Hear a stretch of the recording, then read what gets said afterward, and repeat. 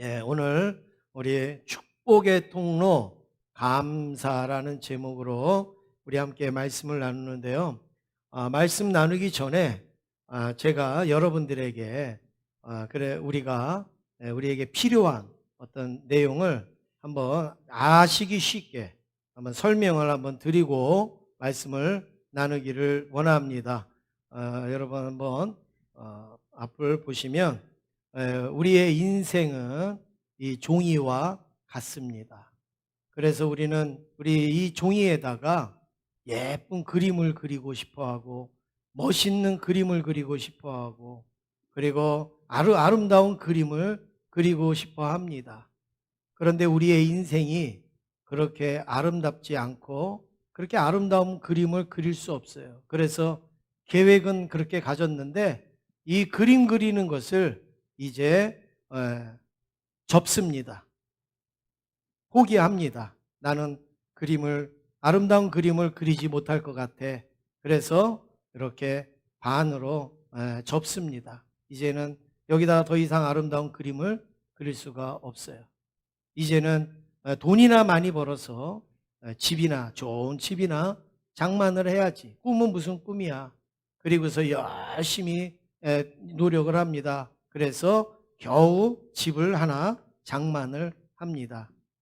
예쁜 집을 하나 장만을 해서 이제 이렇게 사는데, 이것도 오래 가지 못하고 집이 기울어지더니 집이 반쪽이 나는 겁니다. 가정도 파탄이 나고 가정에 상처가 나고 이렇게 해서 집이 반토막이 납니다. 이러다 보니까 또 살아갈 의욕이 없어요. 그래서 돈이나 벌자.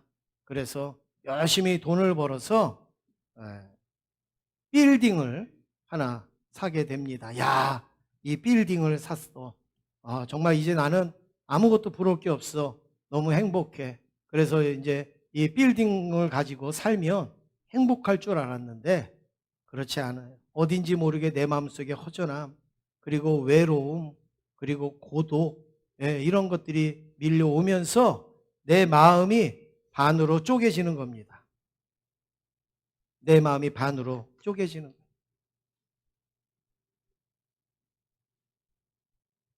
내 마음이 반으로 쪼개집니다. 그러더니 내 마음이 산산조각이 나는 겁니다.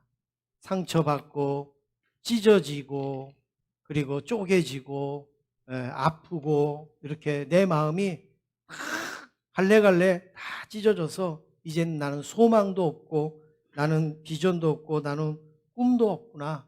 그래서 내 마음이 다 쪼개졌어요. 그래서 이제는 아무도 없는 것 같고 나에게는 아무것도 안 남은 것 같은데 자세히 보니까 나에게 너무나도 중요하고 소중한 게 남아있는 것을 깨닫게 됩니다. 내 안에 예수님, 이 예수님이 내 안에 남아 계신 거예요. 예, 예수님밖에는 없는 거예요.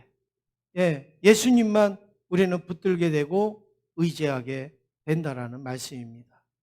사랑하는 성도 여러분, 우리가 의지했던 게 다 잃어버리고 놓치고 그래도 우리에게는 예수님은 남아있는 줄로 믿습니다. 이 예수님 붙드시고 승리하시기를 주님의 이름으로 축원합니다. 우리 옆에 있는 분하고 인사하겠습니다. 예수님만 붙드세요. 인사하시겠습니다. 네. 오늘 축복의 통로 감사라는 제목인데요. 오늘이 지나면서 우리는 추석 명절로 많이 분주하실 겁니다. 물론 다른 때보다는 덜 분주하리라고 생각이 됩니다. 1년에 한두 번 있는 명절 때 우리가 예배를 드려보면 예배 인원이 많이 적습니다. 유동 성도가 많다 보니까 예배 인원이 많이 적습니다. 그래서 명절 때는 예배를 드릴 때 참 허전한 마음, 이런 빈 마음, 텅 빈 것 같은 그런 마음이 들기도 합니다.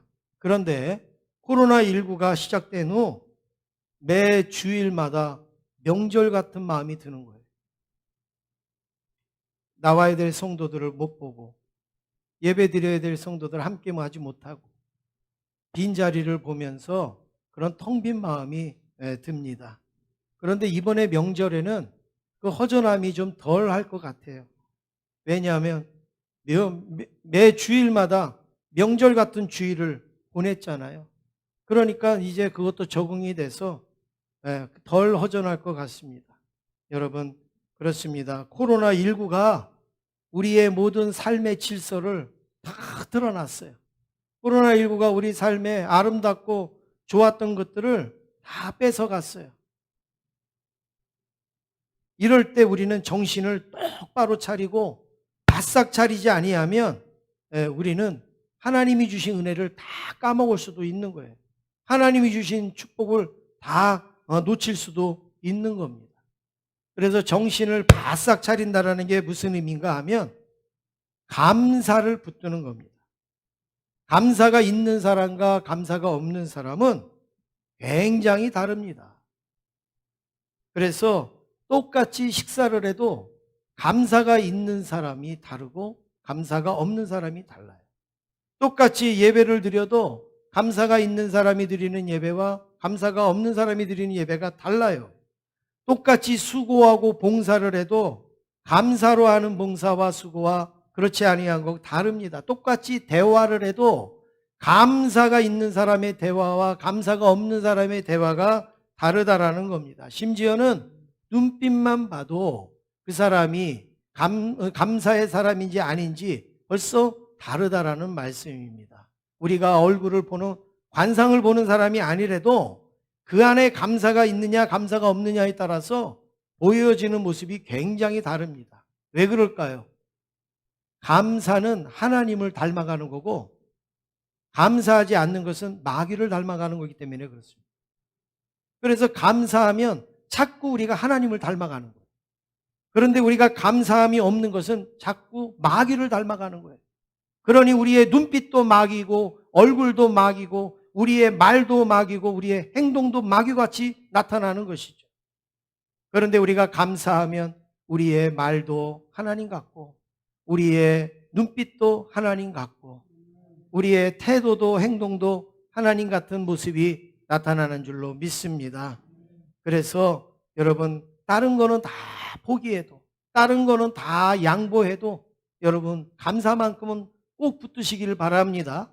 감사만큼은 놓치지 않기를 원합니다. 감사할 수 없을 때도 감사할 수 있기를 간절히 원합니다. 오늘 본문의 말씀을 보면 바로 고린도 교회가 나오는데 고린도 교회가 이 감사를 잃어버렸어요. 그래서 사도 바울이 안타까운 마음으로 이 감사를 잃어버린 고린도 교회에 감사를 회복하도록 지금 말씀을 전하고 있는 내용입니다. 그 편지입니다. 첫 번째로 고린도 교회가 받은 은혜가 있습니다.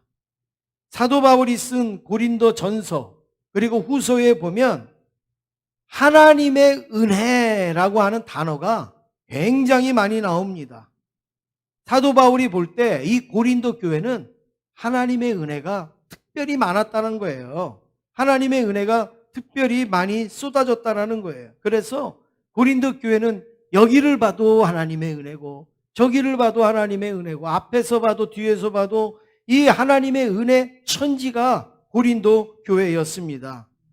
하나님이 주신 은혜가 너무나도 많고 컸기 때문에 그래요. 그래서 고린도전서 1장 4절에 사도 바울은 이런 고백을 하는데 우리 한번 같이 읽으시겠습니다. 시작.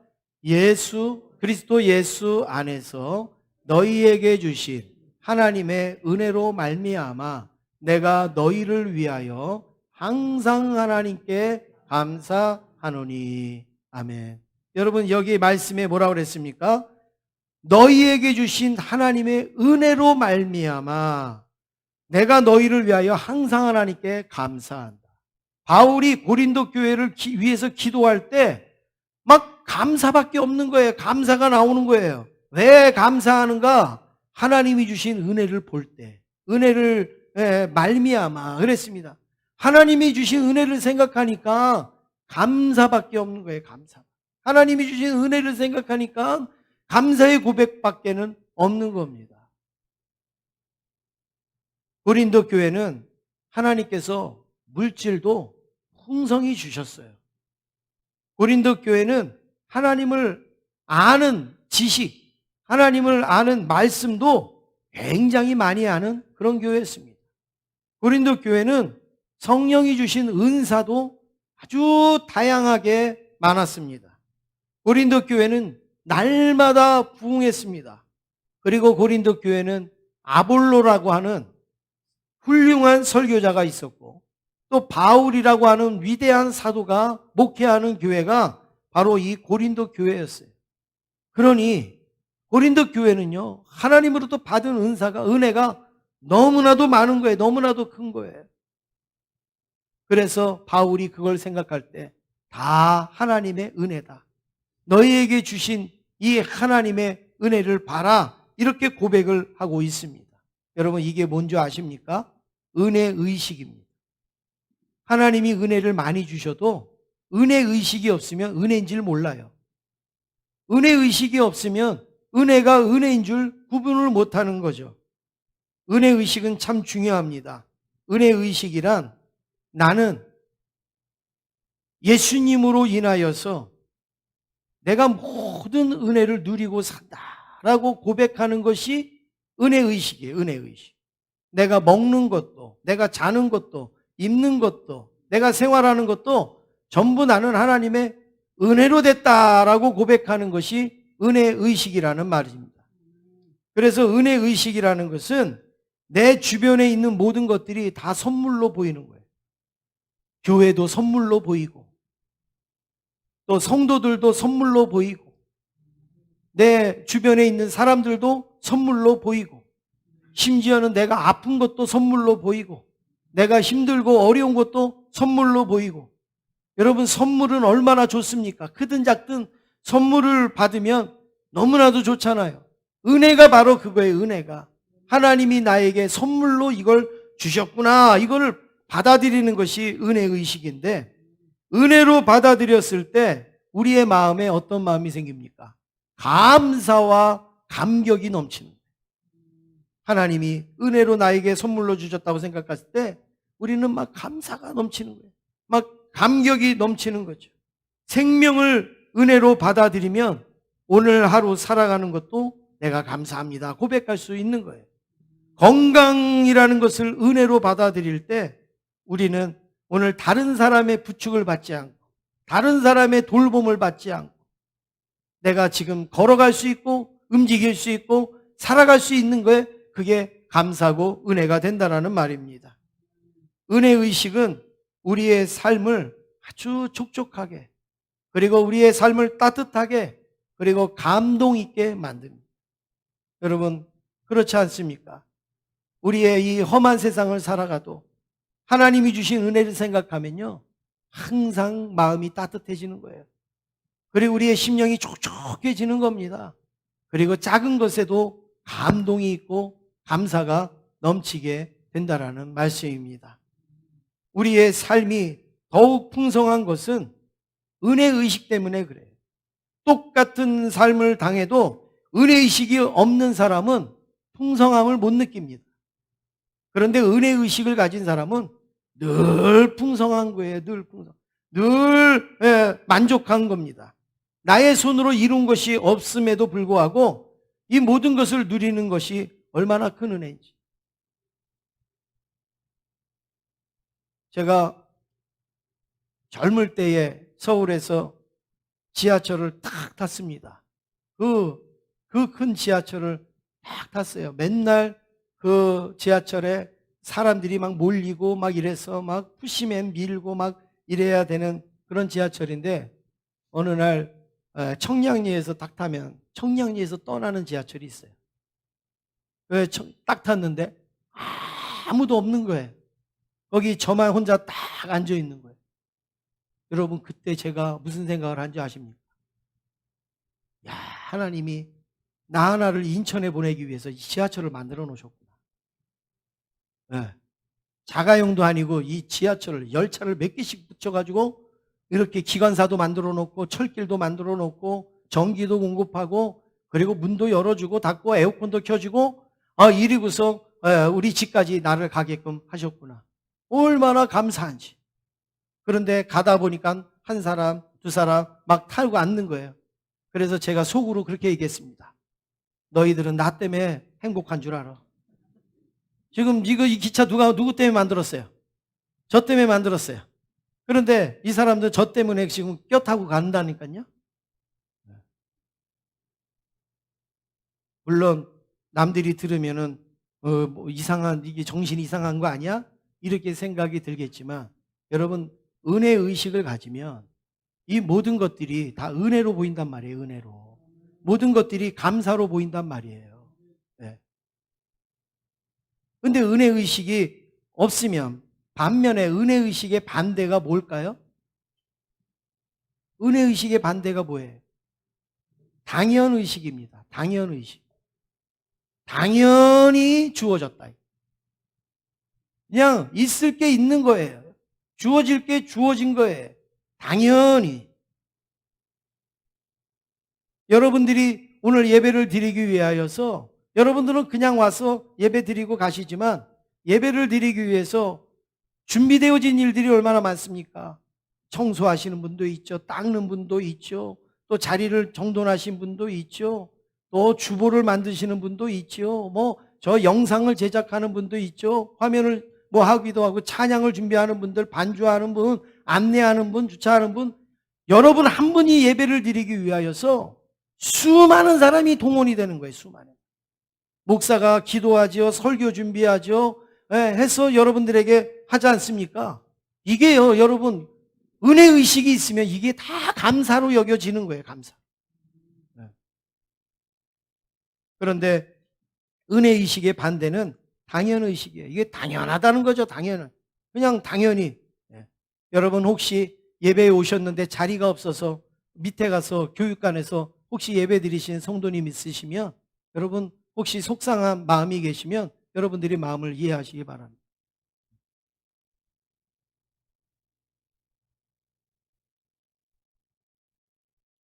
우리에게 주어지는 것은 당연한 게 아니라 다 하나님의 은혜로 주어지는 거예요. 그런데 이거를 당연하게 생각하면 이걸 우리는 독선적이가 되고 이기적인 그런 삶이 되는 것이죠. 지금 내가 살아가면서 만나는 모든 것, 아까 우리 찬송을 불렀잖아요. 내가 걸어가는 것, 만나는 것, 이 모든 게 다 감사고 이게 모든 게 다 축복이라고 여기는 거, 이건 당연하게 여기는 게 아니라 그렇게 여기는 게 바로 우리에게 은혜의 의식입니다. 세계적인 한센병, 옛날로 말하면 문둥병을 치료하는 그 권위자인 폴 브랜드라는 그 박사가 있었습니다. 이 사람은 미국에서 30년, 인도에서 20년 동안, 50년 동안을 이 한센병자들을 치료하고 고치고 그들을 돌봐주는데 헌신한 그런 대단한 분입니다. 그런데 이분이 고통이라는 선물이라는 책을 썼어요. 근데 이 책 안에 그 자기의 그 젊었을 때의 간증이 나옵니다.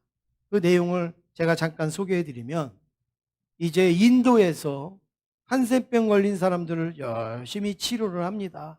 그 사람들의 병을 고치기 위해서 고름도 짜주고 하고 치료를 막 하다가 영국에 출장이 있어서 영국에 갔습니다. 비행기를 타고 그리고 기차를 몇 시간을 타고 그리고 이제 숙소에 들어가서 이제 잠을 자려고 하는데 이상하게 다리에 신경이 없는 것 같아요.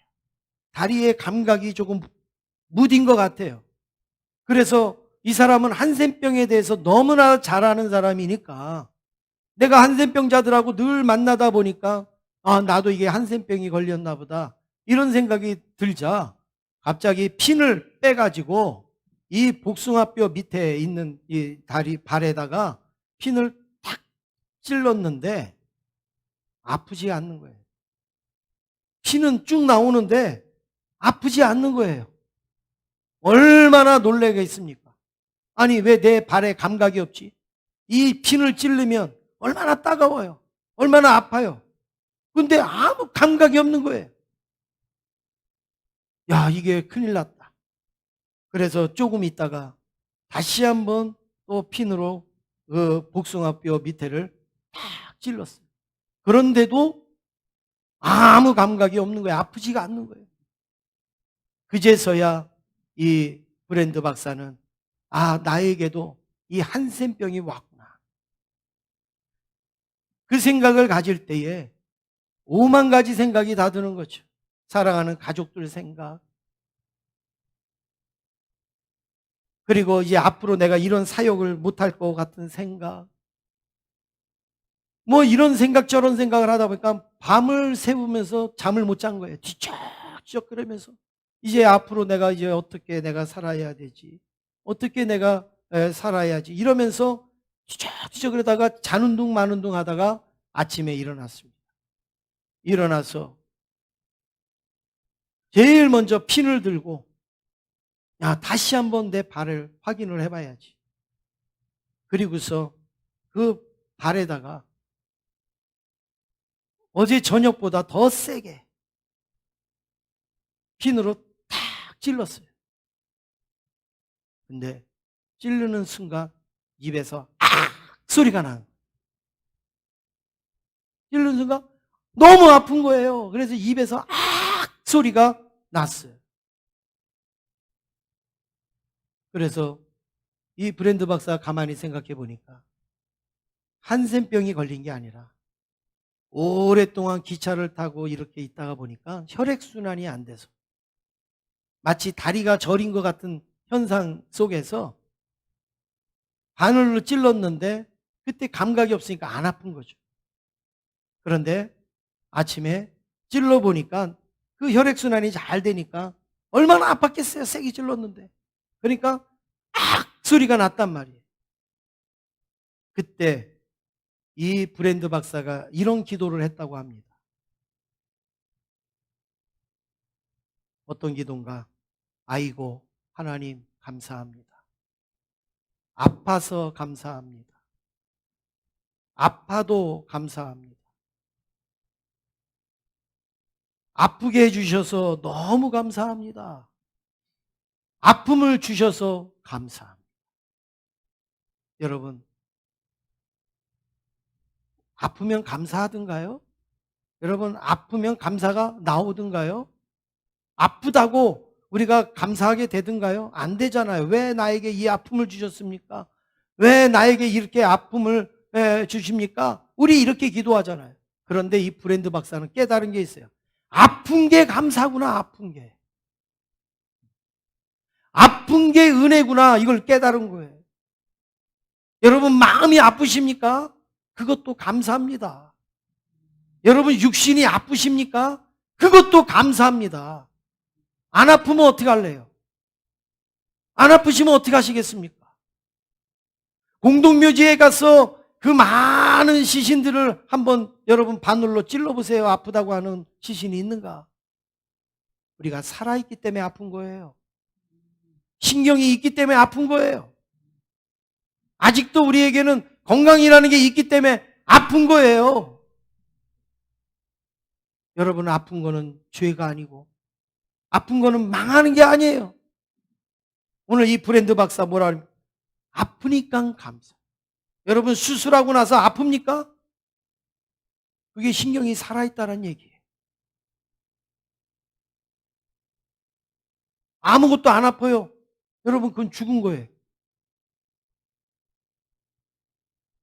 그날 이후 브랜드 박사는 완전히 달라졌습니다. 자기 자신이 살아가는 게 축복이라는 걸 깨달았어요. 그게 감사인 줄 알았어요. 그래서 수술하다가 손을 베도 하나님 감사합니다. 길을 가다가 넘어져도 하나님 감사합니다. 누가 나에게 상처를 줘도 하나님 감사합니다. 사랑하는 성도 여러분,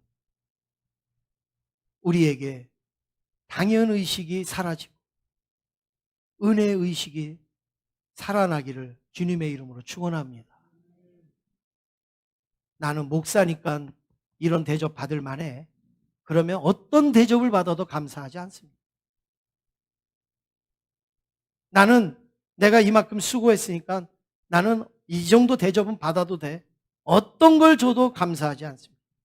그런데 이런 은총 받을 만한 자격 없지만 주의 인자하심 힘입음으로 그렇게 살아가면 나에게 주어지는 모든 것이 다 감사하고 은혜가 되는 줄로 믿습니다. 두 번째는 고린도 교회의 실수를 볼 수 있습니다. 이렇게 은혜를 많이 받은 고린도 교회가 두 가지 실수를 했어요.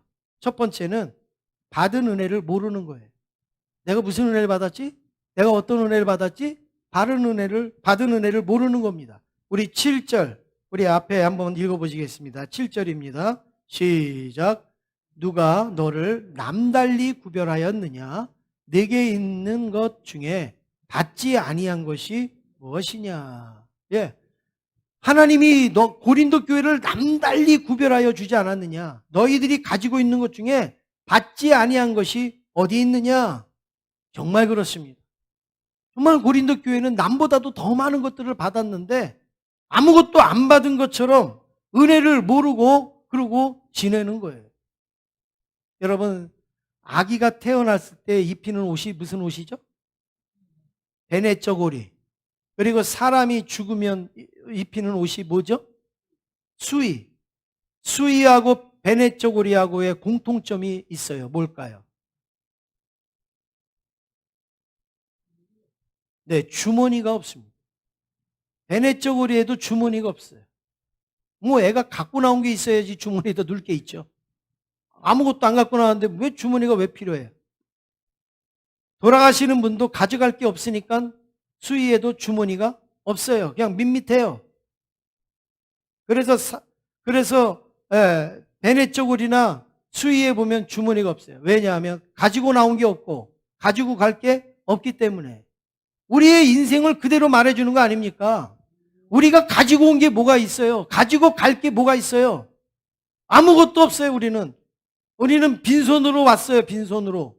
그런데 우리에게 가지고 있는 지금 옷, 우리가 먹는 거, 우리가 타고 다니는 거, 우리가 자는 거, 이 모든 것들이 전부 하나님의 은혜로 주신 거 아닙니까? 목사님, 내가요 얼마나 죽을 고생해서 집을 장만했는데, 내가 얼마나 죽을 고생해서 차를 장만했는데요. 물론 죽을 고생하셨겠죠. 그런데 여러분, 사막에서 죽을 고생해서 땅 판다고 거기에 물이 나옵니까? 밑에 물이 있어야 땅을 파야 물이 나오는 거 아니겠어요? 하나님이 은혜가 이미 우리에게 있어야지 우리가 고생을 해도 그 은혜를 누리는 것이지, 하나님 은혜 자체가 없는데 뭘 우리가 고생을 합니까? 하나님이 다 예비해 주신 거, 우리가 그거 뭐 파갖고 먹는 거, 우리가 그거 따갖고 먹는 거, 그거 그 정도 못하겠냔 말이에요. 어느 성도님 집에 목사님이 신방을 갔습니다. 그래서 신방을 가서 예배를 딱 드리고 이제 다과를 준비했어요. 차도 준비하고 과일도 떡도 과자도 쫙 준비를 했어요. 그런데 그걸 먹는데 옆에 있는 그 아이가 그게 먹고 싶은 거예요. 그래서 붙어갖고 먹는 목사님을 쳐다보는 거예요. 그러니까 목사님이 먹다 말고 야 이거 너도 먹어라, 그리고 과자를 줬어요. 그랬더니 이 아이가 그 과자를 봤더니 목사님 나 이거 처음 먹어봐요. 그래? 그럼 많이 먹어. 또 과일을 찍어서 그러면 이것도 먹어라 그래. 목사님 나 이거 처음 먹어요. 그랬더니 엄마가요 창피해갖고 야 너 어저께도 먹었잖아. 내가 어저께도 너 줬잖아. 너 지난번에도 그거 줬잖아. 아니에요 목사님 나 이거 처음 먹어요. 아우 이 엄마가 막 몸이 다는 거, 얼굴이 후끈후끈해지는 거예요. 그냥 애는 안 먹이고 자기만 먹고 살이나 찐 줄 알고 그냥 엄마가 그냥 불안해지는 거야. 야 내가 너 줬잖아. 너 우리 어저께도 먹어놓고 왜 처음 먹는데? 여러분 그러면 망신이잖아요. 우리가 하나님 앞에 어제도 은혜 받고 오늘도 은혜 받고 그저께도 은혜를 받았어요. 그런데 우리는 은혜 하나도 안 받은 것처럼 그렇게 산단 말이에요. 어우 이거 뭐 처음 있는 일이에요. 네. 뭐 이게 무슨 일이래? 이렇게 살아가면 여러분 이게 처음 먹어봐요 그런 아이하고 다를 게 뭐가 있냔 말이에요. 하나님이 우리에게 주신 은혜가 쌓이고 쌓이고 쌓였는데도 우리는 은혜 안 받은 것처럼 그렇게 산다면 안타까운 인생을 사는 거 아니겠습니까? 두 번째로 이 고린도 교회는 은혜를 안 받은 것처럼 사는 것도 다행인데 자기가 자랑을 하는 거예요. 받은 은혜가 내가 노력해서 된 것으로 그렇게 자랑을 한다는 거예요. 우리 7절 하반절을 한번 보시겠습니다. 7절 하반절입니다. 시작. 내가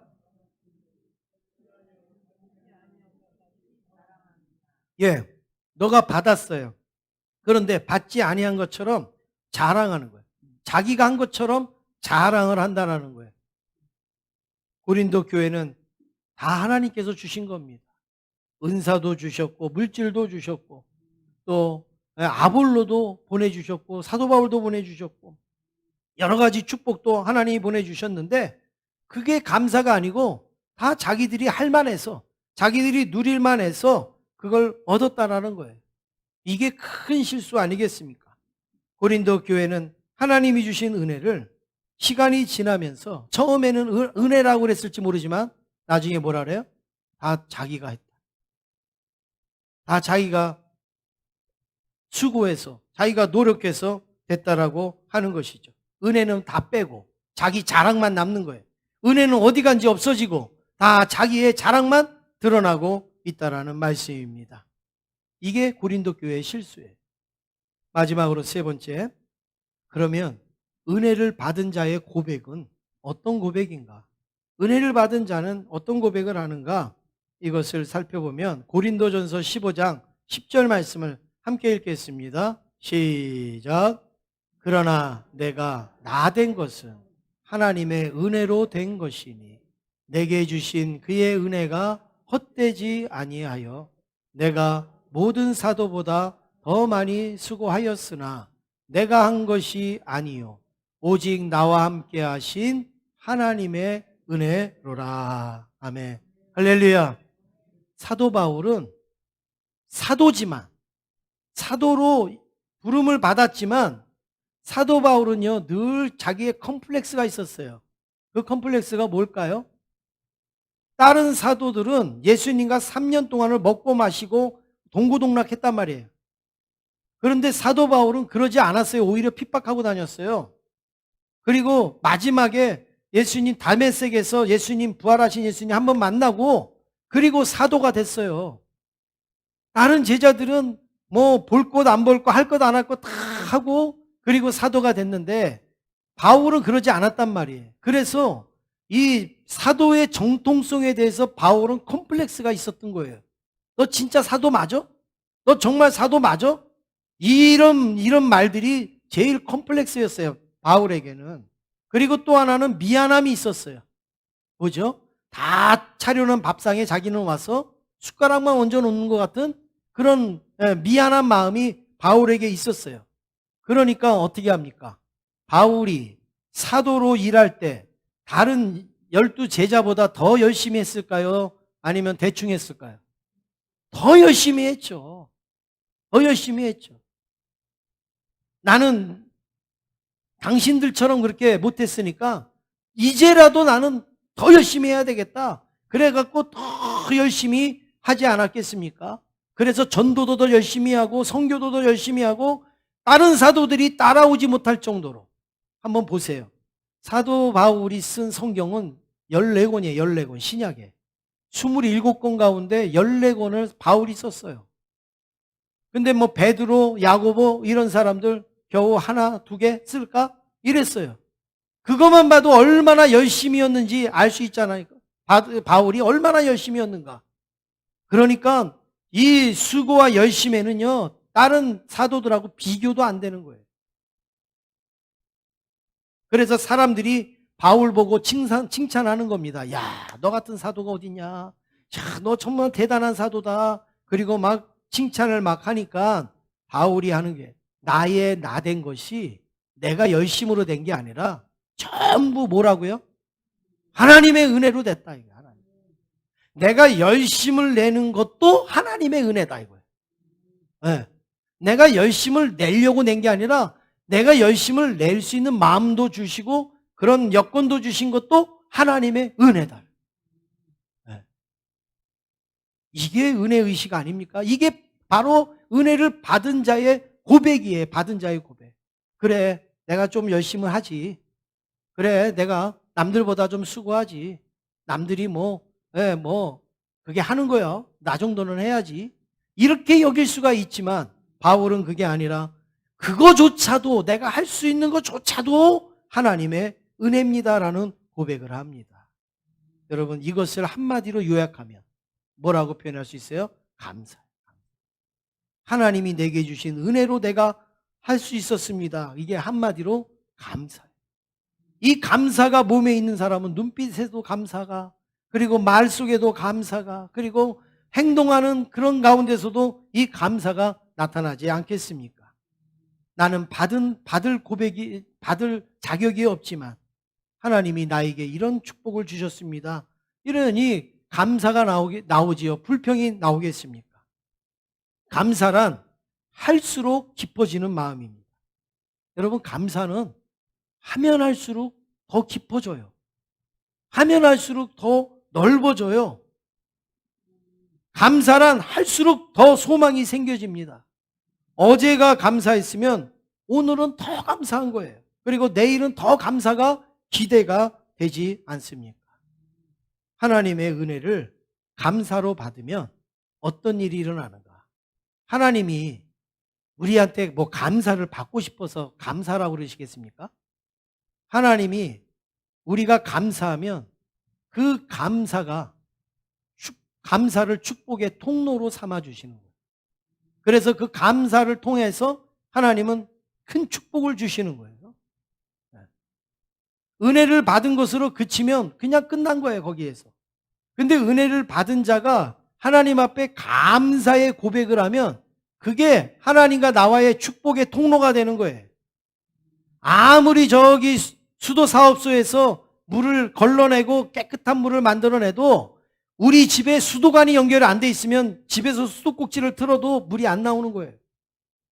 그런데 수도관이 쫙 연결되어져 있으면 한여름에도 수도꼭지 틀면 물이 콸콸콸콸 쏟아지지 않습니까? 그 통로가 뭐냐? 감사예요, 감사.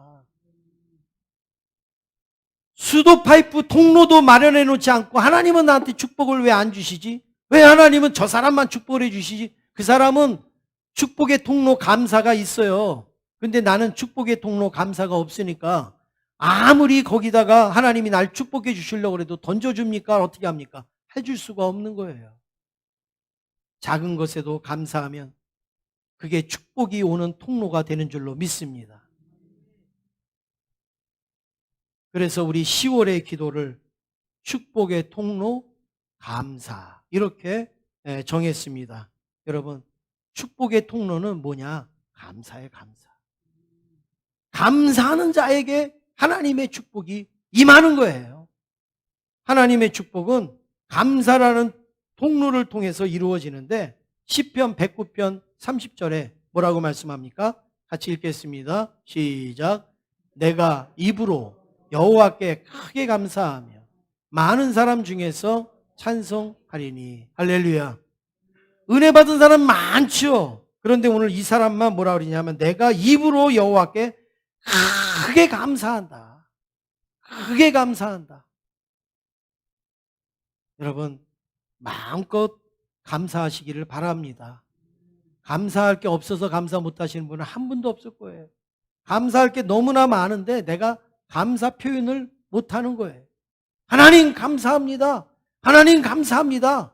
아픔을 주신 것도 감사하고 상처를 주신 것도 감사하고 실패를 주신 것도 감사하고 어려운 일을 주신 것도 감사하고 여러분 하나님 앞에 감사하면 그게 축복의 통로가 되어져서 그 통로를 통하여서 하나님께서 저와 여러분들에게 마음껏 축복하여 주실 줄로 믿습니다.